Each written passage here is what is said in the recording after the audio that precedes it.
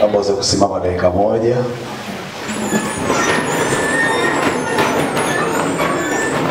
Naweza kunyosha mkono juu namna hii. Sema asante Bwana Yesu kwa ajili ya tarehe 24 ya mwezi wa 12. Baba, ninakushukuru kwa ajili ya wema wako. Asante El Shaddai, kwa maana unanipenda, unanijali, unaniwazia mema. Bwana Yesu, kwenye hizi siku 3 nihudumie tena, niguse tena, na kwa damu ya Yesu. Bwana Yesu, tangulia mbele yangu kama ulivyotangulia mbele ya wana wa Israeli. Kwa jina la Yesu, ulitangulia mbele yao. Walipoona giza, ulikuwa mwanga juu yao. Walipoona mahali, ulikuwa njia katikati yao. Katika jina la Yesu, nami leo ninatangaza mahali kokote nitakapoona giza, Yesu Kristo utakuwa nuru yangu, kwa maana umesema nayo nuru ya gizani wala giza halikuiweza. Mahali kokote nitakapoona bahari, sema Yesu Kristo utakuwa njia yangu, utakuwa njia yangu kwenye masomo yangu, kwenye afya yangu, kwenye familia yangu, kwa jina la Yesu na kwa damu ya Yesu. Fungua kinywa chako, mwambie Baba asante, mwambie Baba nihudumie tena.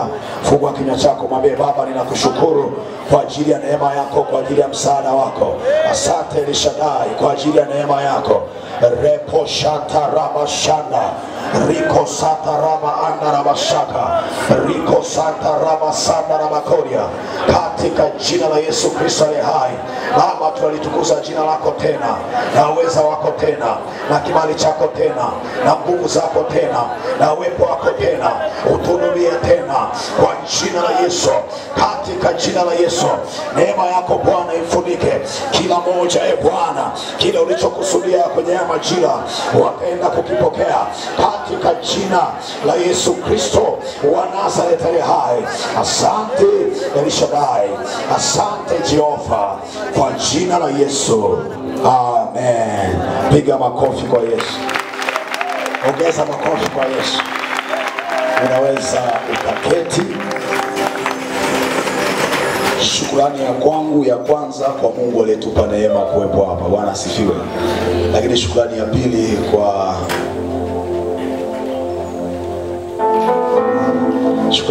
kwa baba mchungaji, ameanza kunilea toka ninaingia first year hapa UDOM. Bwana asifiwe. Pigeni makofi mchungaji. Mimi nimesoma CBSL miaka ya nyuma, walipoenda CBSL kabla ya mwaka 2020 nafikiri. Wanaita College of Business Studies and Law, au saizi wanaita Kobe. Bwana asifiwe. Nimesoma kule Bachelor of Commerce in Finance, nikamaliza. Lakini pia nilikuwa mwenyekiti wa ujilisti wa USF Humanities, lakini pia nilikuwa mwenyekiti wa ujilisti wa Chapel. Bwana asifiwe. So ninawapenda sana Koedi. Wala mwisho kuja Koedi ni mwaka jana kama sio, nilikuja kwenye semina mahusiano. Amen. Kwa ninamshukuru Mungu alinipa nafasi tena kuja hapa. Kwa hiyo Baba, ninashukuru sana. Tumekuwa tunahubiri wakati kiongozi alipigia simu, nilikuwa nipo KKKT Diocese ya Kusini, usharika kanisa kuu Njombe. Wakati mwenyekiti alipigia simu juu ya semina mara ya kwanza, na kwa sababu ya masuala ya D9 tukawa tumeshindwa kufanya. Bwana asifiwe. Lakini Mungu akatupa neema tena, tumefika hapa. Haleluya. Sija peke yangu, nimekuja na watumishi wa Mungu. Naomba Furaha usimame ndugu wangu. Pigie Bwana Yesu makofi kwa ajili ya Furaha. Yeye anatoka Saif. Niko na mtumishi wa Mungu Mwasomola apungie kanisa mkono. Pigie Bwana Yesu makofi. Haleluya. Hii ni familia ambayo tuko pamoja. Wote hawa ni product hapa. Bwana asifiwe. Nimeoa, Mungu ametubariki pia, tuna mtoto mmoja. Haleluya. Ila mtoto mmoja dash. Amen. Sio kitu. Amen. Safari bado inaendelea. Pigie Bwana Yesu makofi. Sasa ujumbe ambao utatembea nao ni ule ambao umeona kwenye kipeperushi, unasema kanuni zitakazoweza kukusaidia. Kanuni zitakazoweza kukusaidia kuwa na mwanzo uliobeba mwisho mwema. Kanuni zitakazoweza kukusaidia kuwa na mwanzo uliobeba mwisho mwema. Na andiko letu kiongozi ambalo linatuongoza ni kile kitabu cha Ayubu sura ya 8 ule mstari wa 7. Ayubu 8 mstari wa 7 anasema, tena ijapokuwa huo mwanzo wako ulikuwa mdogo sana, lakini mwisho wako ungeongezeka sana. Bwana asifiwe. So andiko ambalo linatujengea msingi ni kile kitabu cha Ayubu 8 mstari wa 7, ya kwamba japokuwa mwanzo wa mtu unaweza kawa mdogo, lakini kuna mwisho mwema. Lengo la somo letu, kama unaandika, lengo la somo ni kuweza kukusaidia ukaamini ya kwamba jambo lolote linalofika mwisho ni matokeo ya mwanzo mzuri. Lengo la somo ni kukusaidia uweze kujua jambo lolote ambalo linafika mwisho ni matokeo ya mwanzo mzuri. Kwa maana nyingine, lengo la somo ni kukupa maarifa ujue ya kwamba hakuna mwisho mwema isipokuwa kumeanza na mwanzo mwema.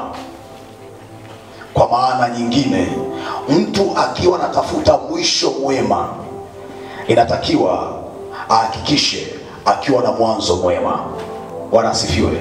Sasa iko namna hii, tunaanza masomo, tuko kwenye mwanzo wa semester. Natolea mfano, ili uwe na mwisho mwema kwenye msimu wako wa mwaka huu, Bwana asifiwe, itategemeana na namna ambavyo umeanza. Haleluya. Sasa mwanzo ulio mzuri huwa unapelekea mwisho ulio mzuri.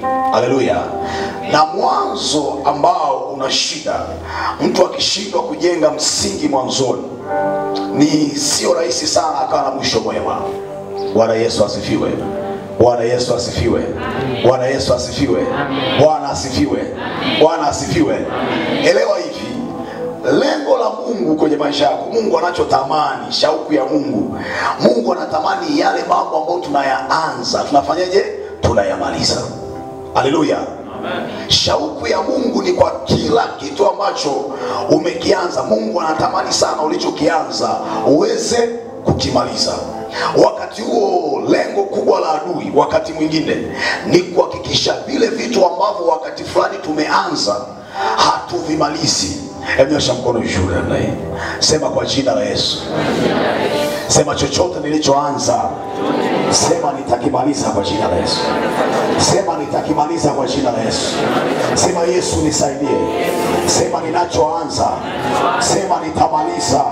Sema nitamaliza kwa jina la Yesu. Washindi haleluya. Washindi haleluya. Washindi haleluya. Washindi haleluya. Nikiwa nafundisha hapa naanza kuelewa wanaopiga makofi mengi ni finalist. Kwa nini? Kwa sababu wanamaliza. Kwa sababu kumaliza ni furaha. Bwana asifiwe. Washindi haleluya. Tukifanya sensa ya haraka hapa, tutaona utofauti wa fesia na finalist. Finalist wengi wana furaha. Bwana asifiwe. Kwa nini? Kwa sababu wapo kwenye kumaliza. Haleluya. Kawaida Mungu anatamani kuona vile ambavyo tunavianza haviishi njiani, vinafikia hatima. Na mimi nimekuja hapa kukutangazia kama ulivyoanza na utamaliza kwa jina la Yesu. Haleluya. Haleluya. Andika neno hili, andika neno hili, ya kwamba chochote ambacho unaanza na Mungu, chochote ambacho mtu anaanza na Mungu, ana uhakika wa kumaliza na Mungu. Chochote ambacho utaanza na Mungu, jikumbushe, chochote ambacho utaanza na Mungu, una constant, una uhakika ya kwamba utamaliza na Mungu. Amen. Andika kile kitabu cha Filipi sura ya 1 mstari wa 6. Andiko nalipenda sana. Waraka wa mtume Paulo kwa kanisa la Filipi sura ya 1 mstari ule wa 6. Paulo anasema, nami niliaminilo ndilo hili. Emsema ndilo hili. Ya kwamba yeye aliyeanza kazi njema mioyoni mwenu, anasema ataimaliza hata siku ya Kristo Yesu. Bwana asifiwe.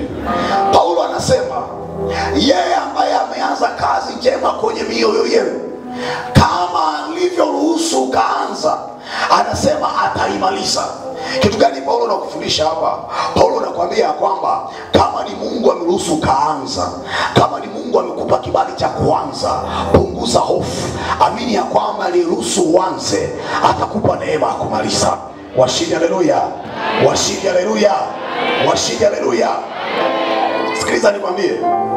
Unaona giza mbele yako, ukifika mahali unaona njia haipo, miongoni mwa swali la kujiuliza, jiulize, safari nilionayo nilianza peke yangu au nilianza na Baba?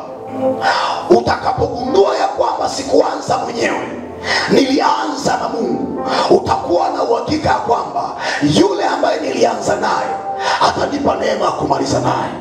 Washindi haleluya. Washindi haleluya. Washindi haleluya. Washindi haleluya. Angalia, kama ni masomo, biashara, huduma yako, wakati unaanza ulianza na nani? Mwambie jirani yako usoni, mwambie jirani, umeanza na nani? Mwambie mahusiano, umeanza na nani? Utafika mahali unalia, Nyemo amekuacha, John amekuacha, Salome amekuacha, Eliza amekuacha. Question is, ulichokuwa unakifanya ulianza na Mungu au ni akili zako au ni hisia zako, au uliona wengine wana mahusiano na wewe ukahusiana, na wakati mwingine uliingia kwenye mahusiano hata usiojua anahusiana na nini?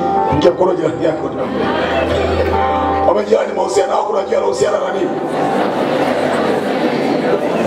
Yes, nasoma communication skills, si ndio? Si nasoma jamani? Bwana asifiwe.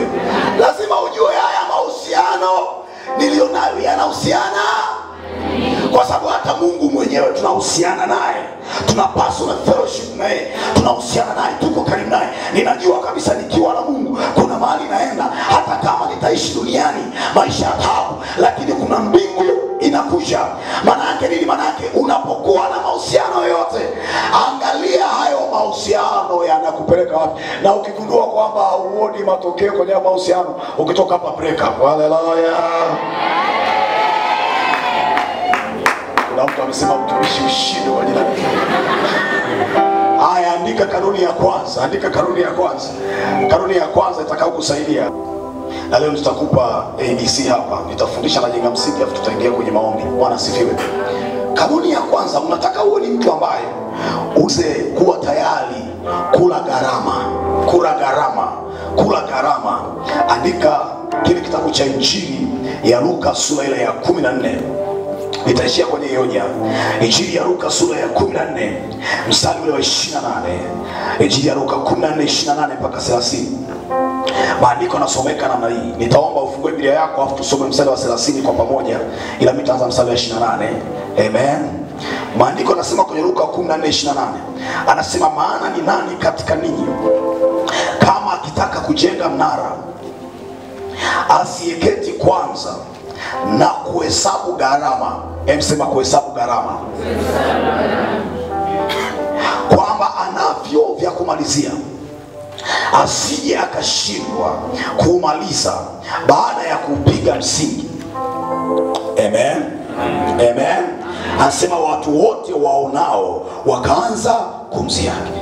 Kwa sauti 30 anasema kwamba wakisema, mtu huyu alianza kujenga akawa hana nguvu za kumaliza. Tusome tena, anasema wakisema, mtu huyu alianza kujenga akawa hana nguvu za kumaliza. Sasa Yesu anatoa mfano mzuri sana.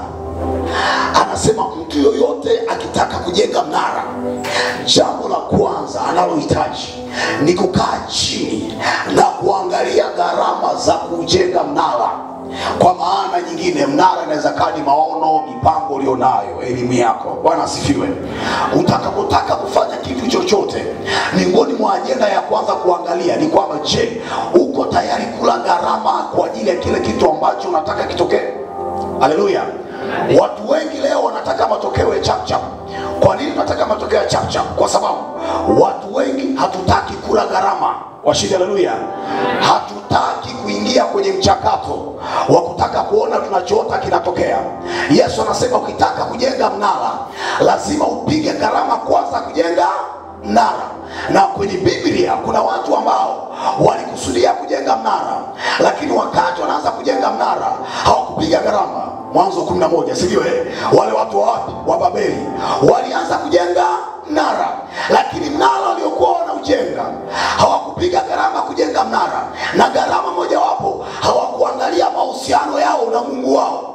Ndio maana Mungu alizuia ujenzi wa mnara wao. Kwa nini? Wakati wanaanza hawakuangalia gharama. Sema gharama. Bwana asifiwe. Bwana asifiwe. Sikiliza kwa makini na kufundisha. Utataka uone mambo makubwa kwenye ndoto zako, kwenye elimu yako, mahali kokote. Miongoni mwa kanuni inayosaidia watu wakuu kuona matokeo makubwa ni kukubali kula gharama. Haleluya. Ndio maana siku hizi kuna kamsemo mnakasema trusting the process. Kwa nini trusting the process? Trusting the process maana yake ni kuwa tayari kuamini kwenye mchakato. Haleluya. Kwa maana nyingine ni kuwa tayari ya kwamba nataka kitu fulani kitokee. Ili kiweze kutokea lazima nile gharama. Tikisa jirani yako, jirani, kuwa tayari kula gharama. Sema kuwa tayari kula gharama. Sema kuwa tayari kula gharama. Bwana asifiwe. Haleluya. Hapa kuna watu na ndoto za kuwa wahubiri. Msema mhubiri. Yaani ukimwona mzee Mwakasege anamwaga moto unajiona wewe ndani ya Mwakasege. Haleluya. Una hiyo ndoto, tunakuja kukuuliza, je, uko tayari kula gharama kama yule mtumishi aliyokula? Niko tayari. Haleluya. Tunakuja kukuuliza, uko tayari? Pigie Bwana Yesu makofi.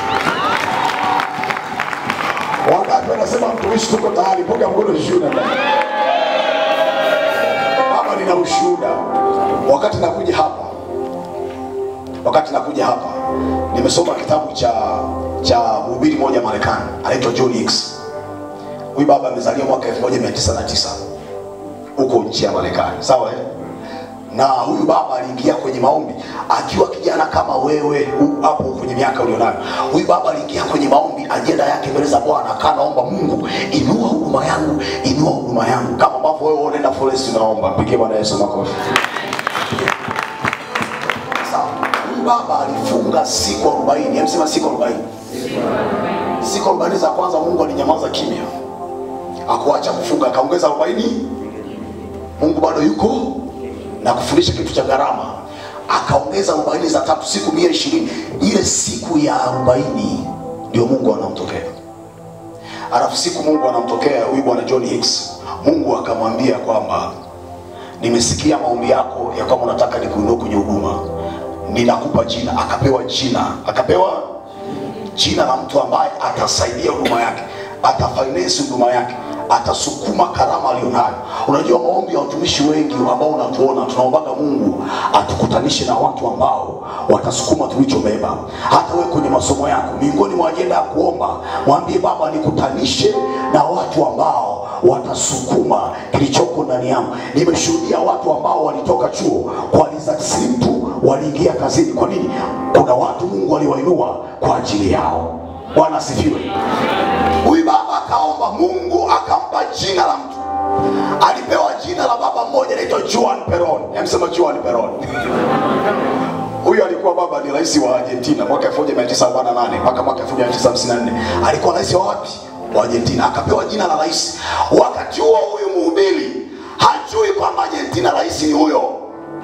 Alipopewa jina akapewa na nchi. Kumbuka amepata kwenye nini? Kwenye maombi. Akaondoka nchi yake aliyoko, akaenda kwenye nchi ambayo hilo jina lipo. Alipofika kule akaandika karatasi, akaandika most wanted Juan Perón. Yaani kama leo uje hapa Tanzania umetoka Zambia alafu unaandika most wanted Samia Suluhu Hassan, utapigwa fimbo mpaka uitike abe. Akaandika hilo jina, polisi wakamkamata, wakamuuliza unataka nini kwa rais? Akasema mimi sijui kama ni rais, ila nilikuwa kwenye maombi ya siku 120 na Bwana ameniambia jina hili litanisaidia kwenye huduma yangu. Wale polisi wakamtandika sana fimbo, alafu baadaye wakamwachia. Walipomwachia wakaanza kumchunguza kwamba huyu mtu ambaye anamtafuta rais ni nani. Walipomchunguza wakagundua kwamba Nicole ni man of God, Nicole ni mtumishi wa Mungu. Walipoona namna hiyo wakampa chance moja. Msema chance moja. Kuna watu wanajua kwamba Mungu akitaka kukuinua na kutengenezea one just one chance. Ni nafasi moja tu ilifanya Yusufu ataingia ikulu. Haleluya. Ni nafasi moja tu ya Danieli ilifanya Danieli akawa mkuu wa wilaya. Just one chance. Ndio maana sio kadhaika. Hata kama kuna chance nyingi umepoteza, mwambie Bwana, just give me just one chance, na sitakuangusha kwa jina la Yesu Kristo aliye hai. Hivi ninaongea na washindi hapa. Kuna mtu hapa saa hii ukiangalia siara yako inakuvunja moyo, mwambie Bwana, kuna kete moja tu, just one chance. Kwenye semester hii nitashinda, nitafanikiwa kwa jina la Yesu Kristo aliye hai. Nyosha mkono ishara namna hii. Sema just one chance. Haleluya. Sema just one chance. Sema one chance. Haleluya. Yalikuwa ni maombi ya baba mmoja anaitwa Samsoni. Alimwambia baba, nipe nafasi moja.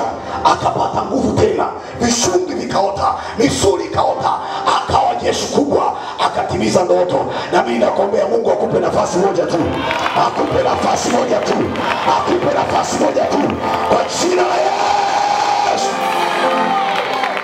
Unajua kitu gani kilitokea? Alikutanishwa na mkuu wa nchi wa intelligence, askari wa usalama wa rais. Akaambiwa ukikutana na huyo mtu utakutana na rais. Siku anaenda kukutana huyo baba ambaye ni mkuu kabisa wa usalama wa rais. Alipokutana naye akamkuta huyo baba anaumwa miezi 3, yuko kitandani. Alafu anaenda kukutana naye, na huyo ndiye ambaye ana mlango wa kukutana na rais. Alipomkuta Bwana asifiwe, wakamwambia ndio huyu hapo, huyu amelala. Akasema jamani, nataka kuongea naye. Akasema jamani, unajua mimi na uwezo wa kumwamsha hapo, hata kama kalala miezi 3 nina uwezo wa kumwamsha hapo. Washida, haleluya. Jamaa amejaa upako, akaomba. Askari na ikatatu sio nyingi, akaamka. Haleluya. Akaamka. Swali la kwanza nauliza, nani kanisaidia?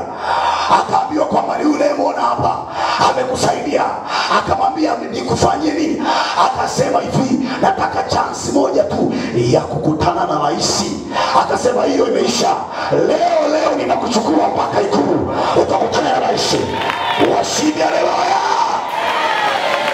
Sema one chance. Sema one chance. Ameenda kwa rais. Inaonekana kama shetani alikuwa ameipiga kibola ile nchi. Utaenda kusoma wewe, si mwana, unasoma kile historia, utatafuta historia utaikuta. Rais naye alikuwa anaumwa. Alipofika kwa rais akamwombea, naye akapona. Rais alipoamka kutoka kwenye ugonjwa, rais alisimama akatangaza taifa zima. Akasema kutakuwa kuna public holiday, siku ambayo taifa zima hakuna atakayeingia kazini. Watu wote mtaenda uwanja wa taifa. Yaani kama leo tuende pale Temeke, wote uwanja Benjamin Mkapa, wote watu waingie pale. Waliingia watu 125,000. Alafu kwenye huo uwanja wa taifa, sio kwamba anaenda kuhutubiwa, ni siku ambayo mtumishi mmoja anaenda kuhubiri kwa ajili ya taifa zima wasikie habari ya Kristo Yesu. Haleluya. Watu 125,000. John Hicks alihubiri. Unajua hiyo chance nitaki hubiri sasa kiseme. Wainjilisti mpo hapa, wale majeshi. Haleluya. Yule jamaa alipiga injili, wakaokoka watu 40,000 within a single day, na wakafunguliwa watu wengi sana. Na kuanzia pale akawa ametoka kihuduma, akafahamika dunia nzima, mpaka leo anasoma kwenye historia. Bwana John Hicks, mhubiri wa Marekani. Bwana asifiwe. Kitu gani nataka nikwambia hapa? Mungu akupe nafasi moja tu, akukutanisha na mtu mmoja tu atakayeinua ulicho nacho kwa jina la Yesu Kristo aliye hai. Sijaona washindi ambao mnaamini kuna mtu ambaye ukiwa bado uko chuo utapata connection ya kazi, ukiwa bado uko chuo, wengine ukiwa bado uko chuo utapata connection ya ajira. Pokea hiyo neema kwa jina la Yesu. Haya, daba. Simama kwa miguu yako, tuingie kwenye maombi. Sherada bashakaraba. Watu wa praise, shikeni mic hapa tuweze kuabudu, tuingie kwenye maombi. Ninafikiri siku ya kesho tutaendelea. Bwana asifiwe. Lakini nataka niwaambie, haleluya, haleluya, niangalieni usoni wote wakati praise wanakuja. Mimi ninao ushuhuda. Amen. Ninao ushuhuda. Mchungaji hapa amenilea mimi nikiwa niko humanity. Amen. Nikiwa wapi? Sina sina mkopo. Bwana asifiwe. Na nilimaliza hivi, nipigeni makofi.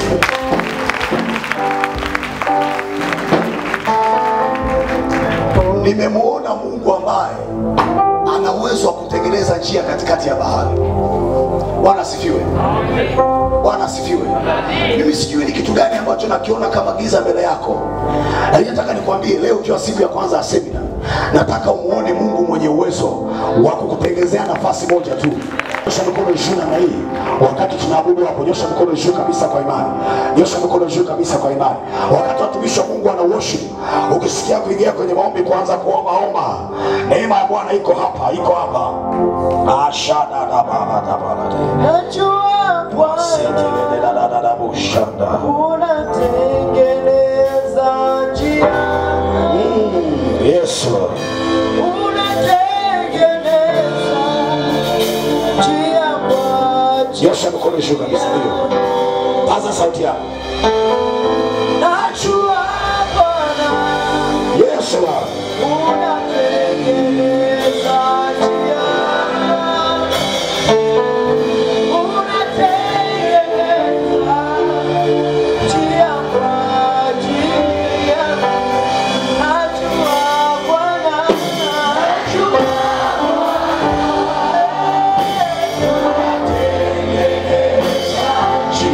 Ongeza sauti yako kwa Bwana. Yes Lord.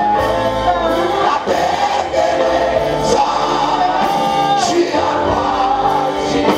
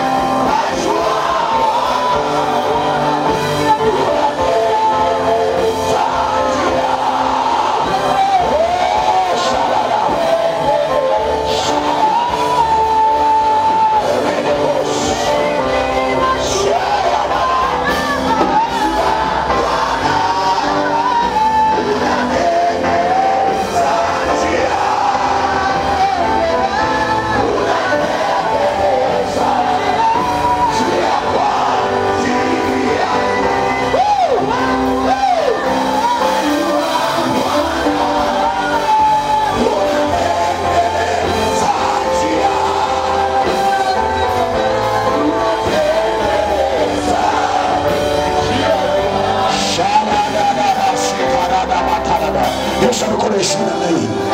Sema Bwana Yesu, hapa sio mwisho wangu. Sema kwa jina la Yesu. Sema Bwana Yesu, hapa sio mwisho wangu. Sema kuna mwisho mwema unakuja. Sema kwa jina la Yesu. Kwa damu ya Yesu. Kwa damu ya Yesu. Sema Yesu. Yesu. Yesu. Yesu. Yesu. Yesu. Ita jina la Yesu. Ita jina la Yesu. Shada da da ba da ba da ba da ba da ba. Ita jina la Yesu. Ita jina la Yesu. Shada da ba da ba da ba da ba da ba. Shada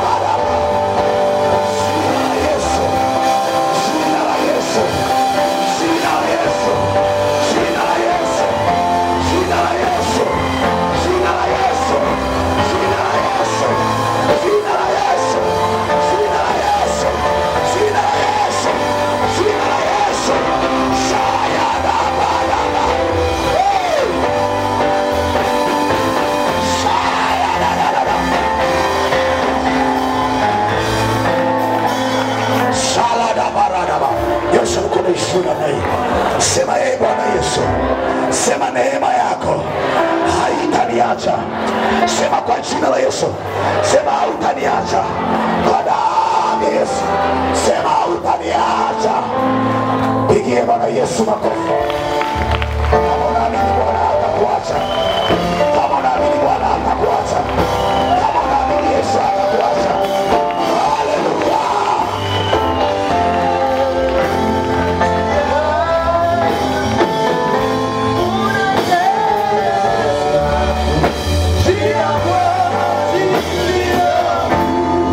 Makofi na vigeregere mengi kwa Bwana. Ongeza makofi, ongeza makofi, ongeza makofi, ongeza. Wanaopiga vigeregere na mirusi kwa Bwana.